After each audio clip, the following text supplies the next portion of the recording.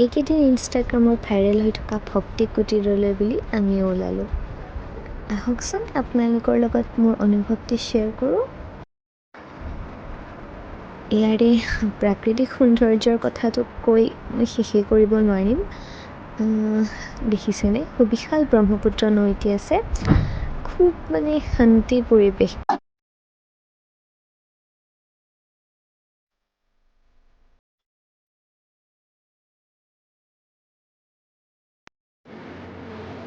এয়া দেখিছেনে ৰাধা গোবিন্দ মন্দিৰ ভাগৰ ভিতৰৰ অংশ। এয়া আটোমটোকাৰিকৈ ৰাখিছে। এয়া আমি প্ৰভুৰ দৰ্শন পাবলৈ সক্ষম হ'লোঁ। সঁচাই দেই, কিবা মনটো খুব কি বুলি ক'ম আপোনালোকে গ'লে হয়তো নিজে অনুভৱ কৰিব এইটো বস্তু।